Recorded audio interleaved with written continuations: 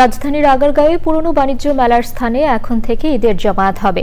ঢাকা উত্তর সিটি কর্পোরেশনের প্রশাসক বলেছেন, ঈদকে সামনে রেখে রাজধানীর বেশ কিছু রাস্তাও সংস্কার আনা হয়েছে। উন্নয়নের ক্ষেত্রে অবহেলিত জায়গাগুলো বেশি গুরুত্ব পাবে বলে জানিয়েছেন প্রশাসক। পরাগ আজিমের রিপোর্ট। মিরপুর ডিওএইচএস থেকে Uttara Diabari metro rail station পর্যন্ত 870 মিটার রাস্তার সংস্কার কাজ শেষ করে যানবাহন চলাচলের জন্য উন্মুক্ত করা হয়েছে। রাস্তার পাশাপাশি ফুটপাত ও সারফেস ড্রেন তৈরি হচ্ছে। সকালে এর উদ্বোধন করেন ঢাকা উত্তর সিটি কর্পোরেশনের প্রশাসক মোহাম্মদ এজাজ। পরে কথা বলেন সাংবাদিকদের সাথে।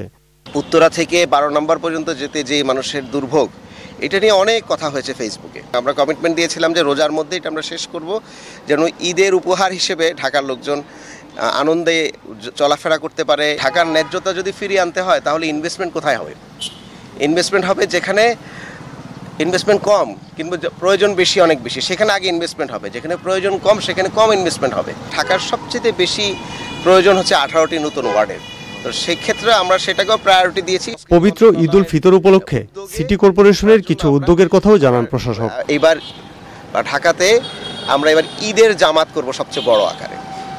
ঢাকাবাসীর লোকজন কিন্তু একসময় আফসোস করে বলতো যে আমি শোলাকিয়া যেতে পারলে খুব ভালো হতো। আমি অনেক গল্পের মধ্যে এটা শুনেছি, কারণ এত বড় ঈদের জামাত সেই জায়গাটা আমরা খুঁজে পেয়েছি। সেটা হচ্ছে বাণিজ্য মেলার মাঠের যে জায়গাটি আছে, পুরাতন বাণিজ্য মেলার যে মাঠ। পাবলিক স্পেস, পাবলিক ইভেন্টগুলো খুব দরকার। সামাজিক ইন্টারাকশনটা যত বাড়বে আমাদের মধ্যে অনেক দূরত্ব অনেক কমবে। পরে উত্তরা আজমপুর কাঁচাবাজার থেকে চামুরখান পর্যন্ত রাস্তার উদ্বোধন করেন উত্তরের প্রশাসক। পরাগ আজিম, চ্যানেল আই, ঢাকা। এই ঈদে জামা জুতো অ্যাক্সেসরিজের ডিসকাউন্ট।